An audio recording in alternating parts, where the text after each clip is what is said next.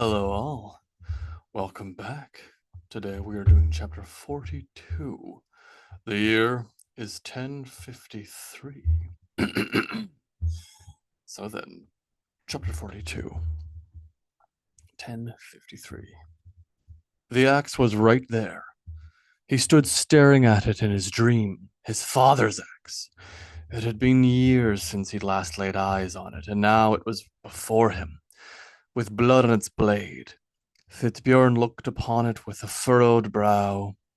He wore his smaller white cloak around his back and his waist hanging down. Where there is blood on the axe, more must flow. Where there was armor on the enemy, I must now go. He shook his head, not even comprehending his own words. There was some manner of chaos around him, and he knew not in the moment why. But it was moment that gripped him now, some great and powerful moment. A confluence of destiny swirled here, and he knew that somehow he was at the center of it. To take that power and stand a king, or to be crushed by it piteously. No, not a king. He would never be a king. A conqueror who stood at the changing of kings. Take the axe, he told himself, but he spoke without his own voice. Be the flame. Take the axe.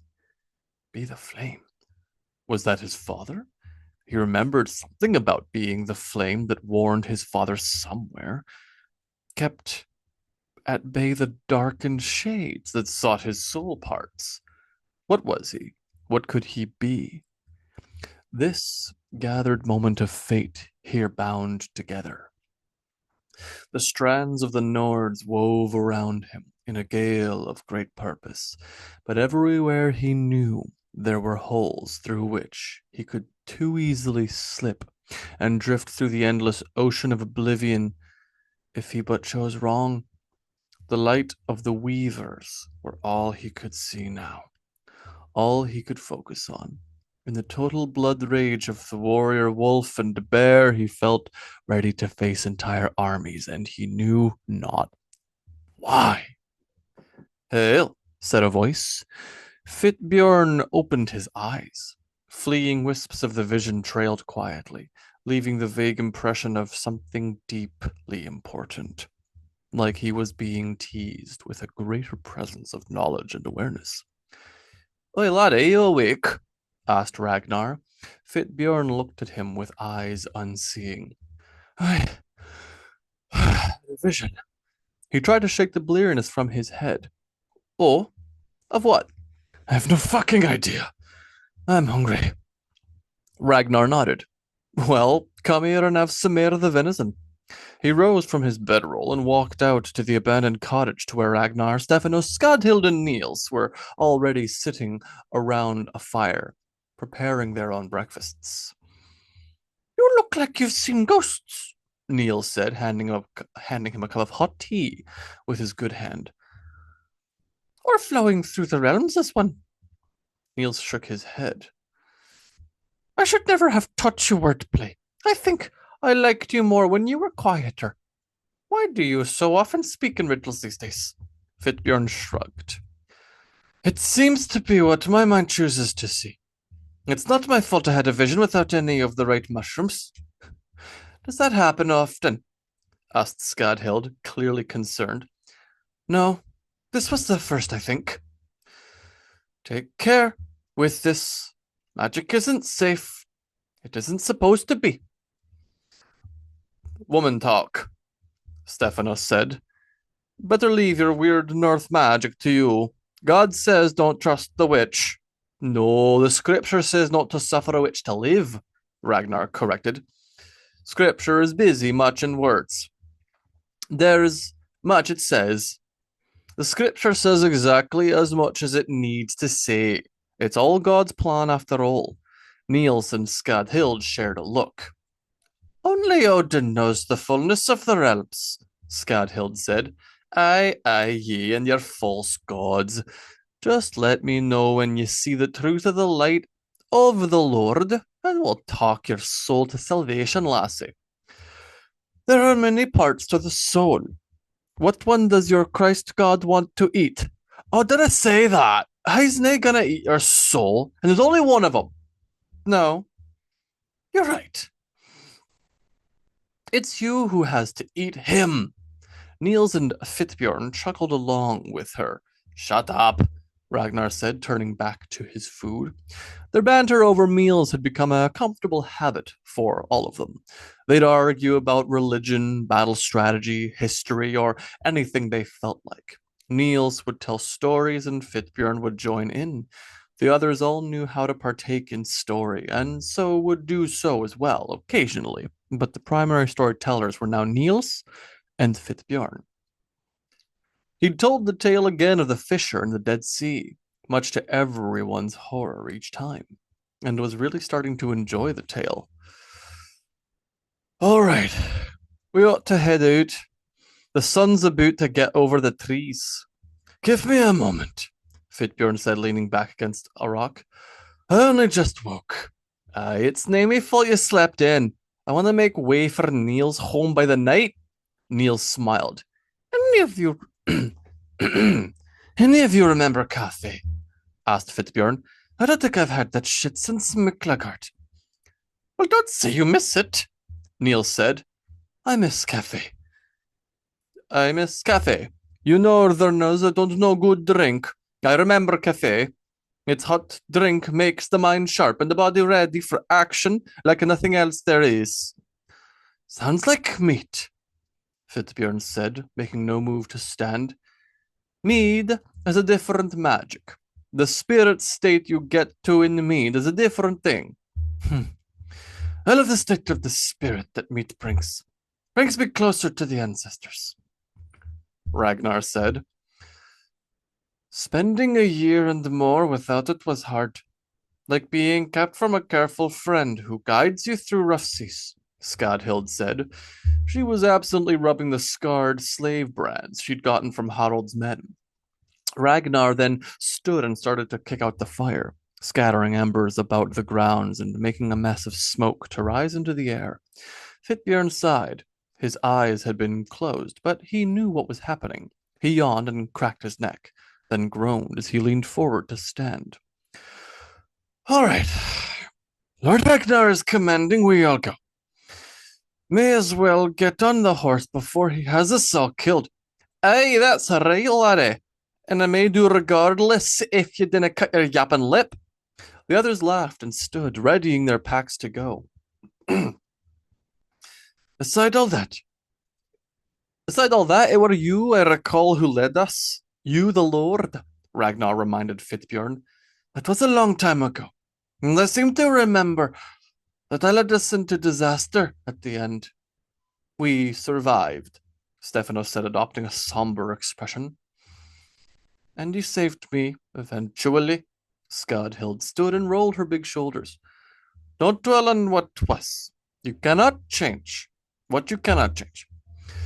You have all of the future to think about. There you can make many changes. They all packed their gear onto the horses and mounted.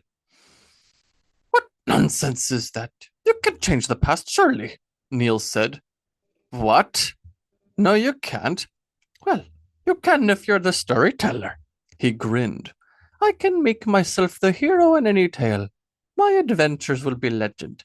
Fighting in the Levant, raiding Sicily, bathing in the River Jordan, walking the streets of Jerusalem barefoot, abducting the Empress's niece, then raiding again Magnus and Harold at the same time. Much will be my story to tell in Valhalla.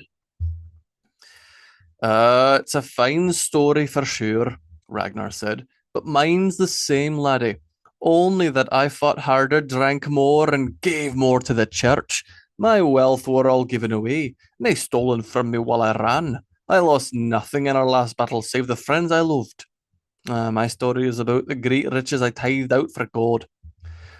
That is a good story, Stephanos said. Yes, perhaps. But my story is about what I was able to take from churches. And that's a far more fun story to tell, Niels said with a laugh. What of you, laddie? Asked Ragnar. You've been in the thick of this, all with us each moment of the way. What's your story going to tell? Fitbjorn shrugged his big shoulders as he rode. He wore his white bear cloak around him still. It was far long enough since the raids that the legends the legends that he felt safe in doing so. I think it won't be much of a story at all. I have things I need to do before my story is worthy of being told. The others exchanged glances. Aye, laddie. You've said as much many times. What things? What do you mean when you say that? There's a strange darkness that comes over you when you speak such. I see this darkness too, Stephanos said. You don't even trust us with your name. He turned and looked at Stephanos, his close friend for 5 years now. I trust you all with my life and death. There are people I have to kill. There is an honor I need to redeem. These are the ways that I will win back my name. Until then, I am the White Bear. This will have to be enough for you for now. I am your friend. I have been your leader. I've led you through the fires of victory and the grave of defeat. I did all these things as a wolf, a bear. Perhaps one day I'll do more as a legend. But for now, I'll continue as a man. Pretty words, laddie. Pretty words indeed. It all means now, though. Didn't you think you've tricked me with your talk? If we didn't ken what it is, or if it's some fate you've been told of by a shaman woman, then say that. There's no need in being cryptic like such. I was told all this by a shaman woman. Niels laughed. Oh, fuck you then. You can never please some people, Niels said with a shrug, and Skadhild laughed now. Cruel bastard you are. Cruel bastard you are, she said, with a sidelong glance. I have my secrets. Everyone does. Let them be what they are. They fell into a shared quiet after this, and continued down the road. They rode the whole day, their eyes ever weary of the road. It was written down that one must always look around when leaving and entering a doorway, for one never knows if there are foes crouched in wait. This lesson they each broadened to the whole world. Whenever one travels on the road of life, be the ever vigilant of eye and spy around all things. One never knows where one might find danger they could avoid, or aid they could employ for their safety. The world is full of all things. Threats and advantage teem in the darkness of the unknown world. They wait to be discovered by those with the wit to see them. But only the dangers leap on those who do not. By nightfall, they reached the lands of Niels' home, his father and mother's home, nestled on the edge of a forest. The small village they lived in had 8 other houses and 12 more families living there all together. The lands were near a river that flowed out from the mountains and fed straight into the sea, and the fields about sprang yellow flowers after the thaw. The travelers arrived as the sun dipped below the horizon and darkness quickly took the world over, but the smoke rising from the chimney had beckoned them through the evening. Mother! Father! Niels said as he entered through the door. There, within, he found his sister, Sidun, churning a pot of stew over a fire. She turned in a start, but smiled when she saw him. They're busy. Welcome home, brother. She stood from the meal pot and went to embrace him. Please tell me your friends have come with you too. Is the White Bear here? She grinned at the thought. Niels rolled his eyes. Are you going to marry him? He asked. No one can marry that man. I just want to. Fitbjorn! She said, excited, and broke off from Niels' grasp to jump onto the waiting and expectant man. Hail, Sidun! You look as lovely as I last saw you. I'm stronger, she said, letting herself be lifted by Fitbjorn. They kissed in a passionate embrace, and the others had to step around them to enter the house. Sidun had long straw blonde hair that she'd woven braids and flowers into, and wore a simple spun tunic. Fitbjorn looked into her face and felt the relief of her beauty. Her smile made all the nightmares go away. Her smile made him think of sunrises and warm breezes in winter, and he let himself smile back at her. Come in and have some fruit. The stores for winter are still high thanks to you, Sidun said. Although we thought you would be back before the ice set in to stay son, Niels' father said, coming into the room to embrace his son. How's the hand? Still useless, Niels said with a shrug. He lifted the hand and flexed the thumb and first two fingers. I still have these fingers. No matter. It has never been my strongest asset, this. Oh, those are the most used fingers. So long as you have those, you're a fine boy, his father said. There's little strength I can put into 'em. Just good to beckon folk. He turned the hand around and used the front two fingers to gesture that Skadhild come over to him. She looked back at him horrified. Don't, she shook her head. Don't ever do that to me again. He did it again, and with a mischievous grin. How has the winter been, Niels? Fine time seeing you again, by the way, Ragnar said, putting his hand out to Niels' father, who was also named Niels. The winter was not so bad. As was mentioned, there is still much food left after all you didn't arrive last fall. What were you doing? Spent the winter hunting seals, in fact, Ragnar said proudly. Sadly, we were nae back on the Scottish coast, but we found ourselves near enough on and those pelts were a pretty prize in trade. Where were you, then? On the Hjaltland Islands. It was a freezing all winter. Odin if so stiffy. The seal skins and the fires made the warmth come back to our bones. But I was still always cold, even to my bones. Yes, well, perhaps you should go back. Yes, well, perhaps you should go back home. Niels' mother said, coming into the light of the fire. Brunhild was a stern and spindly woman who seemed constantly displeased with everyone she was forced to look at. Save you from having to come into my home. Woman, these are our son's friends, and they are welcome.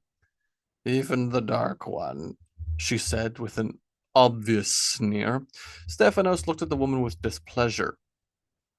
We won't be staying long, mother. Please just welcome us, even Stephanos. He's a good man. He saved my life, Niels implored. The woman looked at her own son disapprovingly and pursed her lips. I'm bored of this discussion. Stephanos, let's share a drink, shall we? Fitbjorn said, his arm around Sidun. And me? She asked, excitedly looking up at him. And you, Blossom. Let's eat too. The road was not long this morn, but it will never not be tiring. No matter the length of the road, I shall ever be hungry as I land. The crone Brunhild turned and went back to the chamber she'd emerged from. They all watched her go, and as she was out of the room, there felt like a weight was lifted from the air. Come to the fire. There is stew here, and to be had, and we have more of the meal beer that we've been drinking in the winter, Niels the Elder said. How much have you of that? Asked Ragnar. There are still 4 casks in the shack, though the villagers will drink from them too. We shall be having a gather fire tonight for you. 4 whole ones left. That's a broad response I ever heard.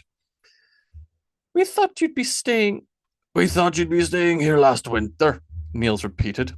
The harvest this year was nothing especially strong, but more than enough to have the families all fed, with plenty thereafter for you all. Aye, Well, well, then that's a far too low an amount for what we'd have needed for a whole season. He and Niels grinned at each other. They sat together and had a meal in laughter and stories of the winter. Sailing to the Hjaltlands had been difficult. The time spent hunting there had been hard. Learning to process and hunt seals was a grueling experience, and the return voyage had been a struggle. Niels the Elder listened to all of these with a smile as he prepared to relay how peaceful and plenteous the winter had been for them. But Sidun, sitting against Fitbjorn, beat him to it and spun such tales of comfort that all laughed at her clear boasts of superiority. You best be careful, sweet one. I'll have to take you out into the forest and show you how hard life has been for us if you don't stop your bragging.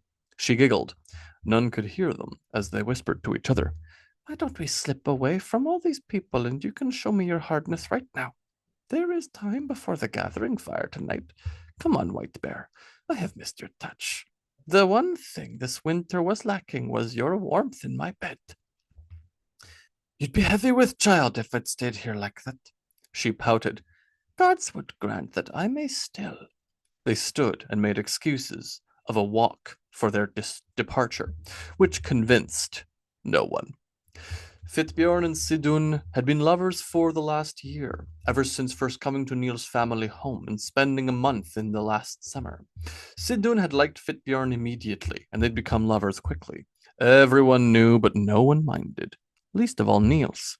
He and Fitbjorn had talked, and he'd told him that as long as he wasn't breaking the girl's heart, he could do as he wished. This was achieved by reminding her that his life as a warrior and raider was always at the edge of its end. Many times he'd been close enough to death to taste it, and so she had to know that one of these seasons he simply wouldn't come at all.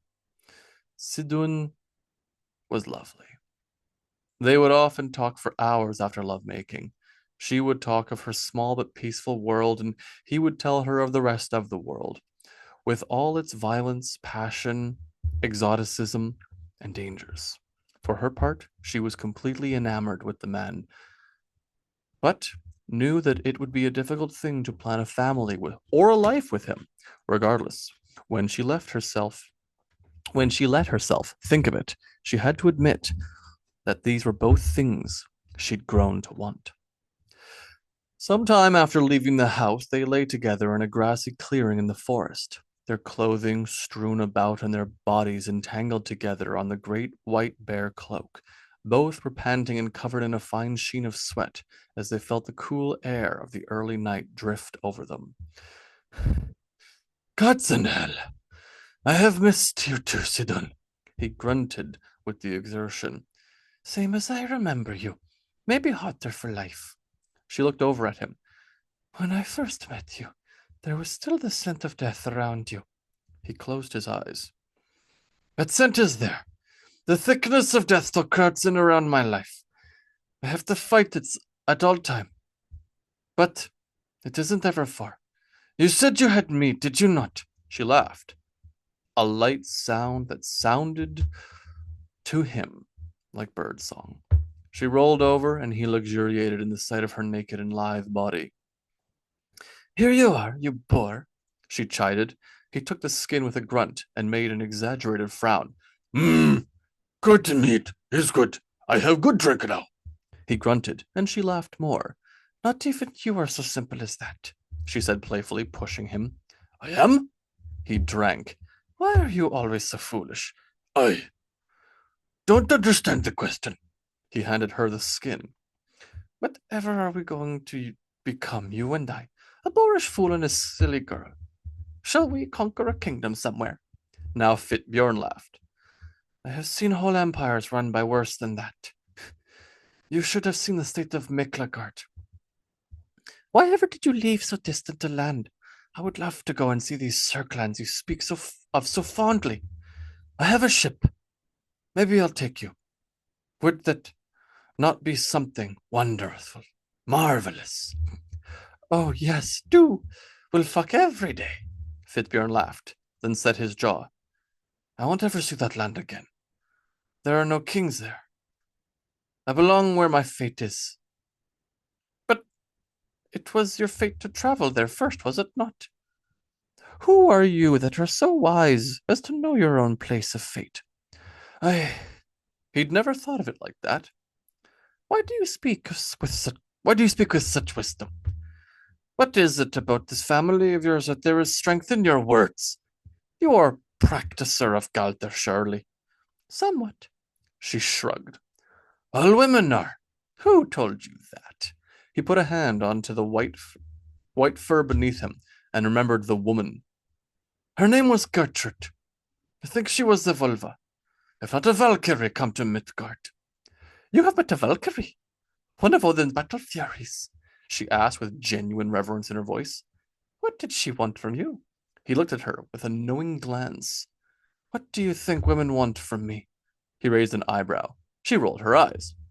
You should go and meet the rest. We should go and meet the rest. She sat up and looked through the trees. The fire is lit already. Come, let's go. Fitbjorn grunted loudly as he rose from the cloak and stood there naked in the cool. He stretched wide and bent his back. Once dressed and ready, they walked back through the woods to where the fire was already raging. Around the fire were the families of the village, all talking and laughing. Children were running around as their mothers fussed over them, and many had horns or cups in their hands. Niels walked around the fire and loudly pronounced the story he was telling. Upon approaching, Fitbjorn and Sidun heard his voice growing. Their war was a disaster.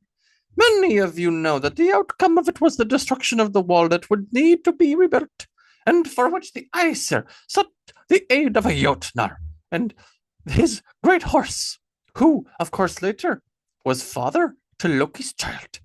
Fitbjorn and Sidun snuck into the circle and took horns of mead from Ragnar, who offered them the drinks. They accepted them and nodded to Ragnar, but didn't speak a word, only winked. Story is sacred. But that is not this story. As the Aesir and the wise Vanir struck peace between them, they decided to host a feast in Asgard. As at the feast, they, the gods, the most powerful beings in all the 9 realms, decided to signify their peace by all spitting together in the great cauldron. This was itself an ancient rite to mark the peace. But, of course, as they did so, the very power of their life force, the ond and the blood of the gods in their saliva, had to make something unexpected. For this is the way of the worlds. He shrugged. And yet, what they could not have known, save perchance but one of them, is that from this cauldron of immense god's semen grew a fully formed man. It was the wisest of the all men, the great poet, the most intuitive of all the living. The great being known as Kvasir was born from this moment, fully formed and already knowing his place in the realms. This wandering earth-stood deity was made from the power and peace of gods. He'd go on many quests and adventures through the realms. It was he, after all, that deduced the make of Loki's, the Entangler's method for trapping fish, which we call now the fishing net. But his most famous and last adventure was when he was invited to the house of Hjalar and Galar, the brother dwarfs, the Dvergar, who, above all things, hated studiousness. The brothers killed Kvasir when he arrived. I cannot here tell you whether or not he knew that death would come to him in this hall, but he went and he died. The brother dwarves then cut at his throat and drained his blood from him, and with the help of the great Jotnar, they mixed the blood with the best substance they knew of, honey. The mixture they kept all together in the great vat was the combination made of the first of what we call now mead. Niels raised his cup and invited all those into sharing a blute with him. All drank.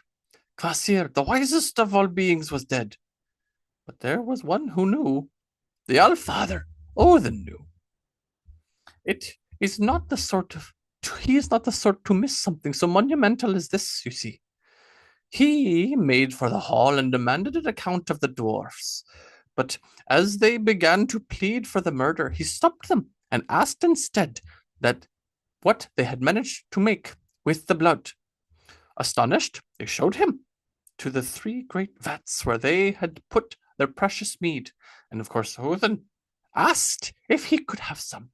Now the dwarves must have known of the reputation of the Allfather, for they agreed to let him some, but they made certain to say he could only have a sip. Well, Odin cared not for their words, and so took a sip. Niels made a loud sipping noise, and he emptied all the vat.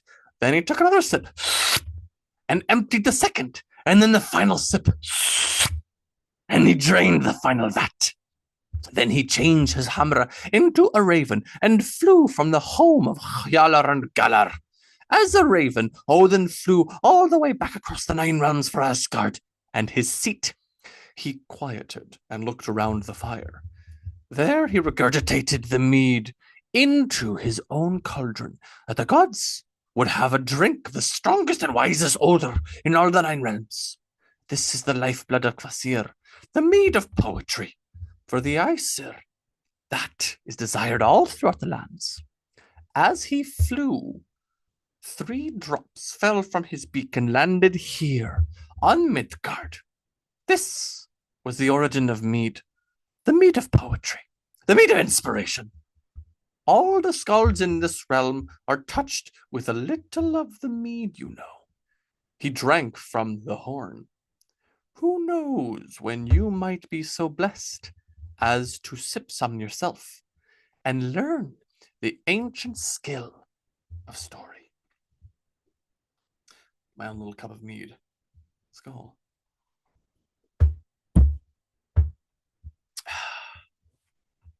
Delicious stuff. There is another version of that story, of course, as there are many versions of the story. In the other version, Odin goes and finds that the mead has been put into 3 vats inside of a mountain. And he goes and he disguises himself as a giant called Brokvar. And he seduces the giantess who is watching over them. One of the vats is called Otherir, Heart Stirrer, all these various things. And he sneaks in and he seduces the giantess, beds her 3 nights. Only afterwards she relents and allows him a sip of each. And so he drinks and he flies away. Sometimes as a raven, sometimes as an eagle. One of the things that you will note when you start learning the process of storytelling is that, especially with these old world stories, there are so many variations. And that's the beauty of it. That is among the great beauties of it. Finding other storytellers, other skalds, and being able to just swap story. It's fantastic. Some of my favorite thing in this world. And today, when I'm filming this, is the 30th of April. And very soon, I will be leaving for a Beltane festival. We're going to be doing much fires, and there will be much of the various ceremony of Beltane, and I cannot wait. Thank you all so much for joining me again, and next time we'll be having chapter 43.